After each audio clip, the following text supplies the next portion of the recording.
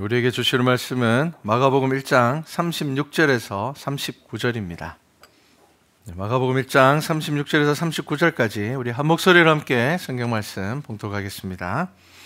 새벽 아직도 밝기 전에 예수께서 일어나 나가 한적한 곳으로 가사 거기서 기도하시더니 시몬과 및 그와 함께 있는 자들이 예수의 뒤를 따라가 만나서 이르되 모든 사람이 주를 찾나이다. 이르시되 우리가 다른 가까운 마을들로 가자. 거기서도 전도하리니 내가 이를 위해서 왔노라 하시고 이에 온 갈릴리에 다니시며 그들의 여러 회당에서 전도하시고 또 귀신들을 내쫓으시더라. 아멘. 예수님이 전하신 복음으로 라는 제목을 정했습니다. 자, 요즘은 없지만 옛날에는 제가 어릴 때는요, 길에서 약을 파는 사람들이 있었습니다. 시장에서. 요즘은 없습니다. 아마 이제 제 또래 되시는 분들은 기억할 겁니다. 볼거리가 워낙 없던 시절이다 보니 가짜라는 것을 알면서도 구경을 하다 보면 사람들이 속아서 삽니다. 보통 그런 약을 뭐라고 이야기를 합니까? 만병통치약이라고 이야기를 합니다. 이름만 들어도 가짜인가 합니다. 세상에 그런 약이 어디 있겠습니까? 그런데도 사람들이 구경하다 보면 삽니다. 주로 그런 약을 파는 사람들은 신기한 동물들을 데리고 다니면서 사람의 시선을 끌었습니다. 저는 어릴 때 대구 살면서 소문시장에 이렇게 어머니를 따라서 자주 갔는데 가면은 꼭 그런 것을 파는 사람들이 있었습니다. 보면은 원숭이 혹은 제가 기억에 남는 것은 엄청 큰 뱀이었습니다. 뱀을. 자, 지금은 동물을 가면 쉽게 볼 수 있는데 그 당시에는 그게 쉽게 볼 수 없는 것이었습니다. 그러다 보니까 사람들이 신기해서 많이 모여들었던 것 같습니다. 하여간 이 가짜를 팔기 위해서는 사람들의 시선을 끄는 무언가가 필요합니다. 그리고 약의 효능도 과장되어 있죠. 만병통치약이다. 말이 안 되죠. 그리고 또 사기꾼들이 끼어서 연기도 합니다. 막 이렇게 몸이 불편한 것처럼 관객 중에 있다가 약을 한번 먹어보겠다고는 그거 먹고는 괜찮아지는 것 같다. 그리고 그런 시대였습니다. 그런 시절이 있었습니다. 가짜를 팔기 위한 이 노력이 정말 눈물겹습니다. 그런데 여러분, 진짜는 그렇게 팔지 않습니다. 그렇게 팔 이유가 없습니다. 진짜를 팔 때에 굳이 그런 방법을 써서 팔지 않습니다. 정확하게 효능과 효과를 설명하고 또 심지어는 함부로 이거 먹으면 안 된다라는 이야기까지 합니다. 잘 알아보고 먹어야 된다. 이거 아무 약이나 막 먹는다고 해서 다 낫는 거 아니다. 그렇게 이야기를 합니다. 그리고 가격도 그렇게 터무니없이 비싸지 않습니다. 자, 겉으로 보이는 것만 놓고 평가한다면 가짜가 진짜보다 더 화려하고 뭔가 더 있어 보입니다. 하지만 겉이 화려하다고 해서 가짜가 진짜가 되지는 않습니다. 진짜 약을 팔면서 뱀이나 동물들로 놓고 쇼할 필요 없습니다. 약은 성능으로 알려지는 것이기 때문입니다. 복음에도 여러분 진짜가 있고 가짜가 있습니다. 그리고 이 가짜라고 이야기할 때 이단만 생각하시면 안 됩니다. 화려하게 말하고 또 특별한 기적을 보여주는 것 같고 때로는 대단한 어떤 삶의 신비를 경험한 것처럼 말하지만 거짓말일 때가 정말 많습니다. 최근에도 어느 선교단체가 방역수칙을 위반해서 큰 문제가 생겼는데 뉴스를 보니까 그 담당하고 있는 선교사의 목사 한 수장이 가짜라는 기사가 나왔었습니다. 아마 이번 일이 아니었으면 아무도 몰랐을 겁니다. 평생 몰랐을 겁니다. 그게 가짜 목사 한 수장인지 누가 알겠습니까? 여러분, 우리 안에 수많은 가짜가 있습니다. 그런데 우리는 이 가짜를 이야기할 때 나는 진짜고 다른 사람은 가짜야 라고 생각할 때가 많습니다. 그런데 여러분, 우리가 오늘 말씀을 통하여서 나는 진짜인가? 라는 생각을 한번 생각해 보시기 바랍니다. 그리고 가짜도 위험하지만 더 위험한 것이 있는데 그게 뭐냐면 진짜였다가 가짜가 되는 사람들입니다. 이게 뭐냐면 교만은 진짜를 가짜로 만들어버립니다. 이게 정말 위험합니다. 왜냐하면 한때는 진짜였기 때문에 사람들이 더 잘 속습니다. 성경은 분명히 저와 여러분들에게 그렇게 이야기를 합니다. 교만이 우리의 삶 가운데 자리 잡게 되면은 그 순간 그 믿음의 유효기간은 끝나버립니다. 그래서 여러분, 교만이 정말 무서운 것입니다. 우리는 진짜 복음을 알고 전해야 됩니다. 우리 어떤 복음이 진짜 복음일까요? 생각해 보셔야 됩니다. 그리고 우리가 이 복음을 전하는 것을 뭐라고 이야기를 합니까? 전도라고 이야기합니다. 전도. 전도해야 돼. 네, 전도해야 됩니다. 자, 그러면 우리가 전도하면 가장 먼저 떠오르는 문구가 뭡니까? 워낙 강렬한 문구가 우리나라에 좀 많습니다. 예수 천당 불신 지옥. 네, 이런 문구는 정말 아주 강렬합니다. 그리고 또 예수 믿는 사람들도 가끔은 너무 좀 부담스럽다. 왜냐하면 앞에 설명 아무것도 없고 그냥 예수 천당 불신 지옥이라고 이야기를 하니까 그 말은 맞지만 그냥 그렇게 한 문장으로 턱 던질 수 있는 것이 복음은 아니거든요. 그리고 또 예수님만이 구원입니다. 이런 문구들입니다. 이 문장에는 전혀 문제가 없습니다. 사실입니다. 하지만 우리가 전해야 될 복음이 무엇인지 조금은 더 구체적으로 생각해 보기를 바랍니다. 자, 오늘 본문 말씀을 읽으면서 어떤 생각했습니까? 우리는 보통 전도하러 가자 그러면은 전도의 내용이 주로 예수님을 전하는 거잖아요.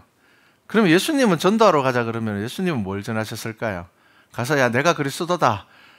나를 믿어라. 이렇게 전하셨을까요?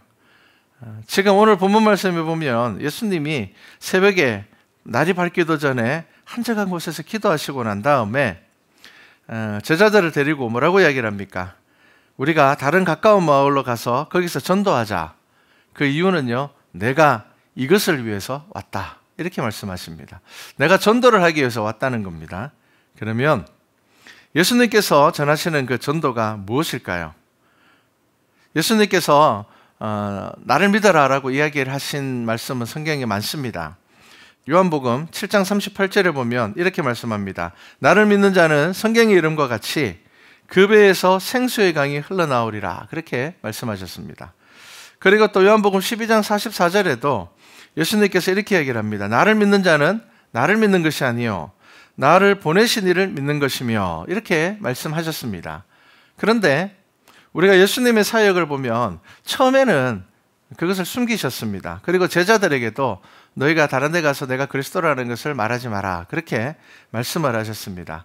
그러면 예수님께서는 왜 그렇게 하셨을까요?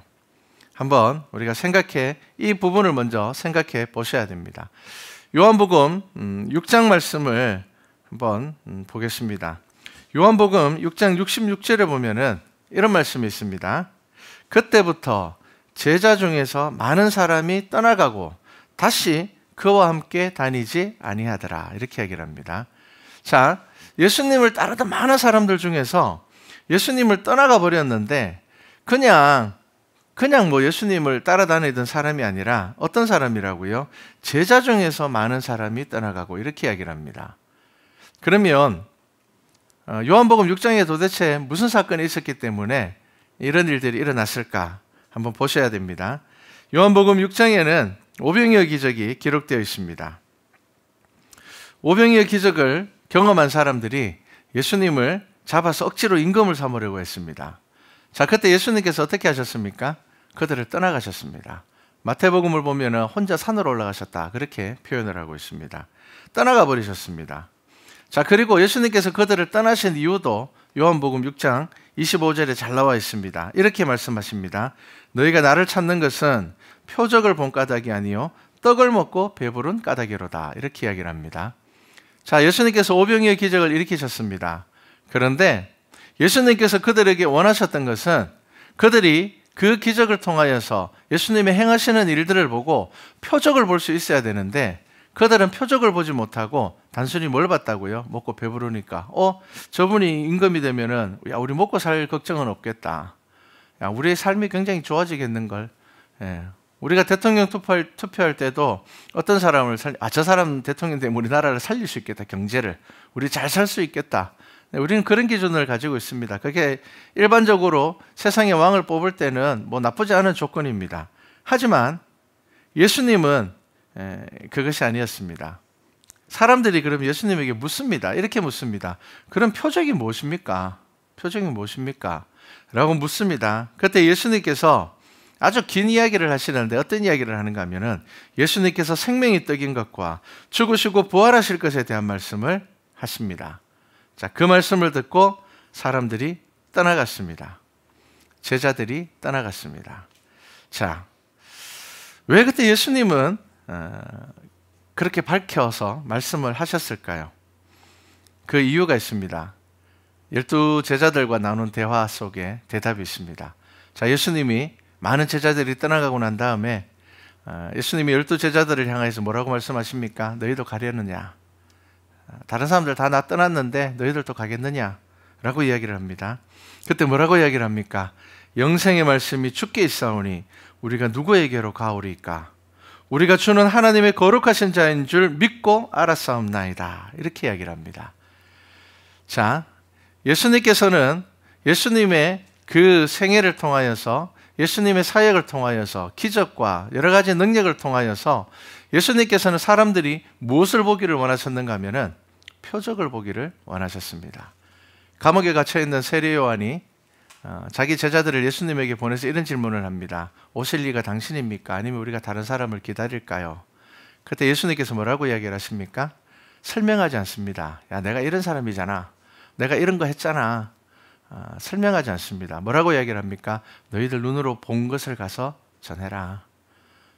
병든 자들이 일어나고 보지 못한 사람들이 보게 되고 그 끝에 뭐라고 이야기를 합니까? 가난한 자들에게 복음이 전파된다 하라. 이렇게 이야기를 합니다.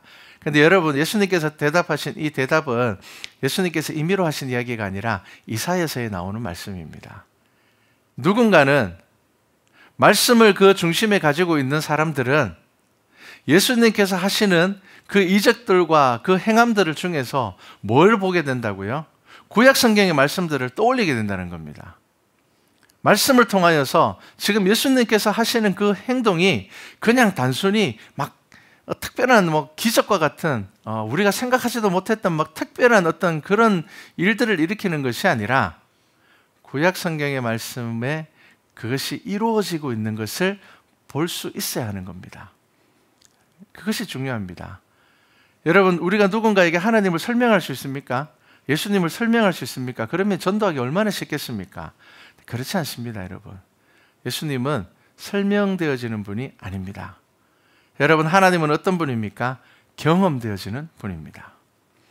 여러분, 우리가 우리의 삶에서 하나님을 경험하고 예수 그리스도의 말씀에서 은혜를 누릴 때에 비로소 우리는 성경의 말씀을 통하여서 와, 예수님이 이런 기적도 일으켰구나, 이게 아니라 예수님께서 바로 메시아구나. 예수님께서 바로 우리 죄를 위하여서 죽으신 분이구나.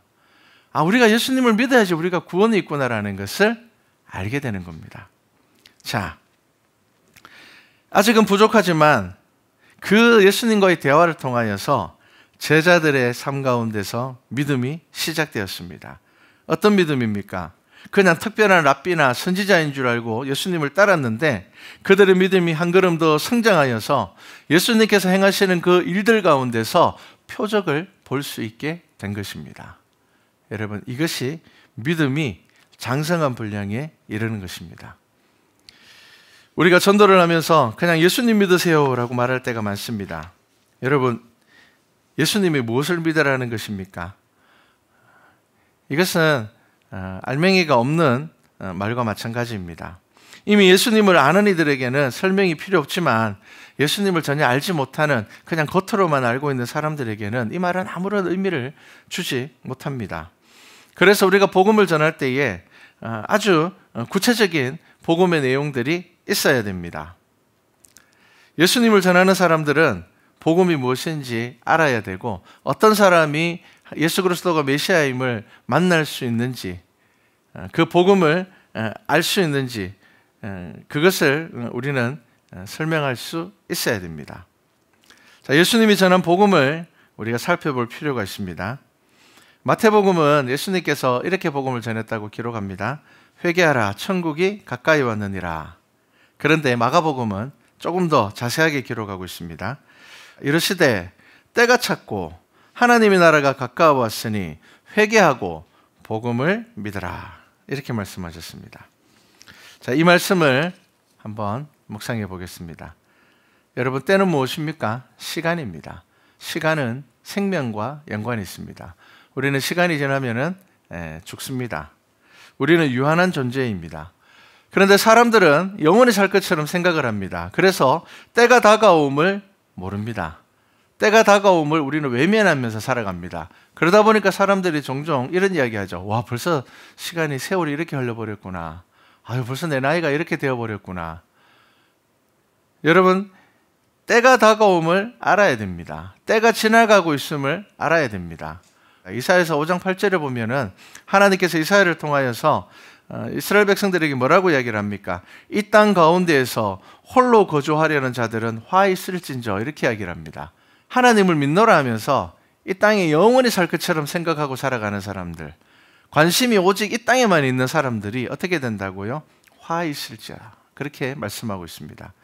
스스로 영원히 살 것처럼 생각한다면 우리는 가장 소중하고 귀한 시간을 허비하게 되는 것입니다. 예수님께서 우리에게 하셨던 비유처럼 더 큰 창고를 짓는 것만 생각한다면 우리는 심판을 생각하지 않게 됩니다. 우리의 생각이 늘 좀 더 큰 창고, 내가 좀 더 좋은 집으로, 내가 조금 더 좋은 환경으로, 내가 조금 더 돈을 많이 벌 수 있는, 여러분, 그건 나쁘지 않습니다. 그것을 성경은 틀렸다고 이야기하지 않습니다. 그런데 우리의 믿음의 가장 기본이 되어야 되는 것은 그러한 모든 계획 가운데 무엇이 있어야 된다고요? 우리의 생명의 주권은 하나님에게 있음을 잊어서는 안 됩니다.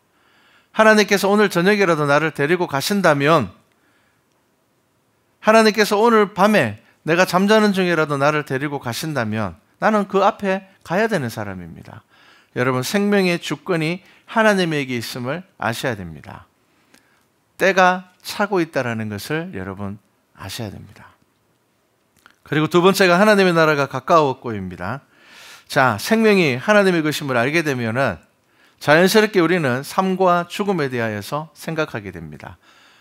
우리의 생명이 하나님에게 있다라고 이야기를 하면서 삶과 죽음에 대해서 무관심하게 살아갈 수는 없습니다. 죽으면 끝이야라는 생각은 하나님을 믿는 우리들은 절대로 해서는 안 되는 생각입니다. 왜냐하면 우리는 우리 스스로의 생명에 대하여서 아무런 권한이 없기 때문입니다. 주어진 시간이 끝나면 우리는 생명의 주관자이신 하나님께로 돌아가야 됩니다. 죽음 앞에 우리의 삶의 내용은 사라져버리지 않습니다. 심판을 받게 됩니다. 하나님의 나라가 가까웠고라는 말은 심판이 있다라는 것을 의미합니다. 살면서 우리가 다른 나라로 갈 때에도 자격이 필요합니다. 여러 가지 서류를 준비해야 됩니다. 그런데 하나님의 나라에 우리가 아무런 자격 없이 그냥 죽었다는 이유만으로 들어갈 수 있겠습니까? 그렇지 않습니다. 사랑의 하나님이시기 때문에 죽으면 그냥 내가 살아서 있었던 모든 일들이 없던 일이 되어버리겠습니까? 사람을 죽이고 극악 무도한 일을 한 사람이 아무런 죄의 대가가 없다면 하나님은 없는 것입니다. 하지만 하나님의 나라가 분명히 있다면 그 하나님의 나라에는 심판이 있습니다. 그리고 성경은 하나님의 사랑에는 공의가 있음을 말씀하고 있습니다. 여러분, 오늘 우리의 삶은 우리가 이르게 될 하나님의 나라와 무관하지 않음을 아셔야 됩니다. 자, 그리고 세 번째가 무엇입니까? 회개하고입니다. 여러분, 회개는 잘 생각하셔야 됩니다. 내가 내 생명의 주관자가 아니고 하나님의 나라가 있음을 믿을 때에 비로소 우리가 참된 회개를 할 수가 있습니다. 여러분, 회개는 아무나 하지 못합니다. 유물론적인 생각을 가지고 있으면 절대로 회개할 수 없습니다. 하나님이 없는데 왜 회개를 하겠습니까? 심판자가 없는데 회개할 이유가 뭐가 있습니까? 여러분, 범죄자들이 이렇게 많아도 경찰이 있고 재판관이 있기 때문에 그 범죄에 대한 죄의 대가를 치르게 되는 겁니다. 경찰도 없고 법관도 없고 뭐 아무것도 없다면 죄에 대한 대가가 있겠습니까? 없습니다. 우리는 하나님 앞에서 후회하는 것이 아니라 회개를 해야 됩니다. 그런데 많은 사람들이 후회는 하는데 회개를 하지는 않습니다. 아까 이야기했던 것처럼 회개는 내 생명이 나의 것이 아니고 심판이 있음을 분명히 믿을 때에 회개할 수 있습니다. 여러분, 우리는 종종 후회를 회개로 착각할 때가 있습니다. 여러분, 후회는 자기 자신이 더 잘하지 못하였음에 대한 스스로의 안타까움입니다. 하나님을 아는 것이 아닙니다. 후회는 구원으로 나아가지 못합니다. 우리는 후회와 회개를 구분할 수 있어야 됩니다. 후회의 주체는 뭡니까? 우리 자신입니다. 아유, 내가 생각하기에 아이고, 내가 이렇게 하지 않고 저렇게 했으면 내가 더 잘했을 텐데. 여러분, 이것은 후회입니다. 회개는 무엇입니까? 하나님의 뜻을 생각하는 것입니다. 하나님께서 우리를 이렇게 살라고 만드셨는데, 하나님께서 이 땅을 만드시고 우리를 창조하시고 우리가 이렇게 살라고 하나님께서 명령하셨는데 우리가 그렇게 살지 못했음에 대하여서 우리가 주님 앞에 잡아가는 것이 회개입니다. 그래서 회개는 하나님 앞에서 그 말씀에 비추어서 우리의 삶을 돌이키는 것입니다. 그리고 회개는 반드시 하나님의 나라를 구하게 되어 있습니다. 왜냐하면 후회는 주체가 나이기 때문에 그냥 내가 다음엔 이렇게 살아야지 이 정도에서 끝나지만, 회개는 반드시 하나님의 나라의 소망을 가지게 됩니다. 자, 성경의 후회의 대표적인 인물이 가룟유다입니다. 가룟유다는 예수님을 은30에 팔았습니다.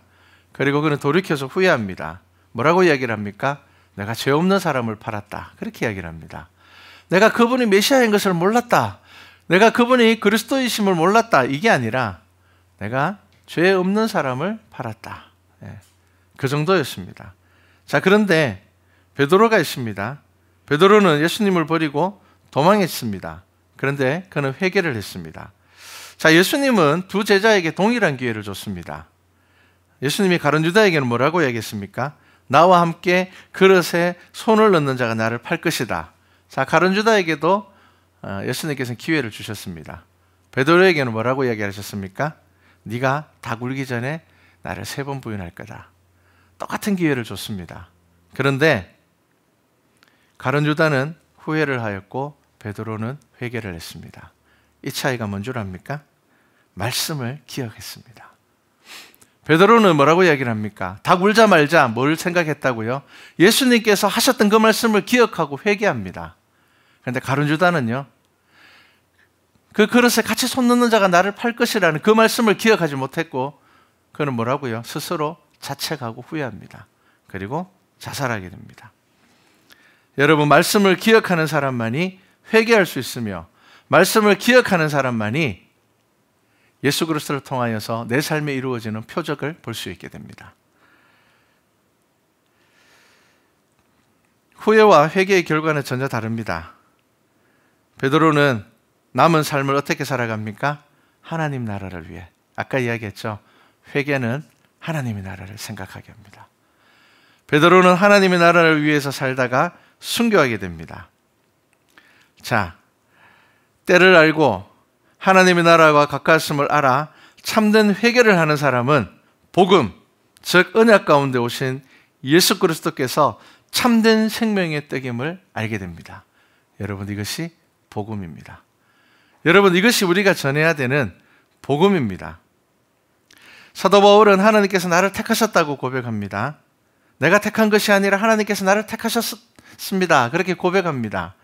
여러분, 우리가 시작할 때는, 내가 예수 그리스도를 믿을 때에는 마치 내가 택한 것 같지만, 사실은 그렇게 시작을 했다 할지라도 참된 복음을 알게 되면은 우리는 예수 그리스도가 우리를 먼저 사랑하심으로 인하여서 우리를 택하셨음을 고백하게 됩니다.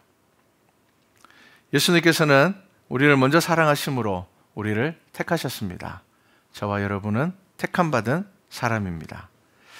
마가복음 1장 15절에 이 짧은 한 구절의 말씀이 우리가 옛날에 많이 전도지로 쓰던 사형리라는 전도책자의 말씀이 다 들어있습니다.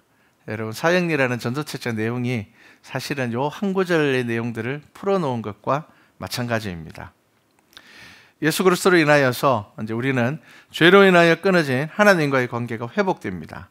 이것이 복음입니다. 그렇기 때문에 그냥 예수님 믿으세요라는 한마디의 말이 아니라 저와 여러분의 삶이 이 복음으로 살아가는 믿음의 삶이 먼저 되셔야 됩니다. 아니면 가짜 복음을 전하게 됩니다. 나도 지키지 않고 나도 확실히 믿지 않는 것을 종교적인 의무감으로 남에게 전하려고 하면 정말 힘들 겁니다. 왜냐하면 나도 잘 모르기 때문입니다. 그래서 여러분, 우리가 신앙생활을 하면서 늘 기도하기에 힘쓰라고 하는 이유가 무엇입니까? 여러분, 성령 하나님이 저와 여러분의 삶 가운데 임재하시고 거하시게 되면은 우리는 참된 회개와 더불어 하나님의 나라의 소망을 가지고 살아가게 될 것입니다. 여러분, 이것이 복음입니다. 자, 여러분, 성경은 저와 여러분들에게 묻습니다. 오늘 나의 생명을 거두어 가도 하나님의 나라에 이를 것을 믿습니까? 나의 유한함을 알고 나의 힘으로, 나의 지식으로, 혹은 내가 가지고 있는 그 모든 것들로도 내가 어디에서 와서 어디로 가는지를 알 수 없기 때문에 나의 삶의 주인이 내가 아님을 분명하게 고백할 수 있습니까? 이것이 우리의 첫 번째 믿음이 고백이 되어야 됩니다. 그리고 죽으면 그냥 끝나는 것이 아니라 예수 그리스도로 인하여서 하나님의 나라에 이를 것을 믿습니까? 여러분, 이것이 두 번째 우리의 믿음의 고백이 되어야 됩니다. 그리고 하나님 앞에 나아가는 우리의 신앙의 자세는 온전한 회개이며 예수님의 이름으로 회개할 때 나의 죄가 사함을 얻는 것을 여러분 분명히 확신하십니까? 이것이 세 번째 믿음의 고백이 되어야 됩니다. 우리가 이 고백을 가지고 있을 때 우리의 삶에 일어나고 있는 모든 일들을 통하여서 우리는 떡을 먹고 배불러서 예수님을 찾는 사람이 아니라 예수님의 그 사역과 성경의 가르침을 통하여서 하나님께서 우리에게 주시는 표적을 믿고 예수님을 따르는 자들이 될 것입니다. 예수님은 우리의 구원이 되십니다. 세상의 어떤 이름으로도 우리가 구원을 얻지 못하지만 우리가 믿는 예수님은 역사 가운데 오셔서 십자가에 단번에 죽으시고 부활하심으로 우리를 위한 온전한 죄사함의 어린 양이 되셨습니다. 여러분, 이것이 복음이며 우리가 전해야 될 소식입니다. 우리가 이 복음을 알고 이 복음을 이웃에게 전하는 우리 말씀과 찬양교회 모든 성도가 되기를 주님의 이름으로 축복합니다.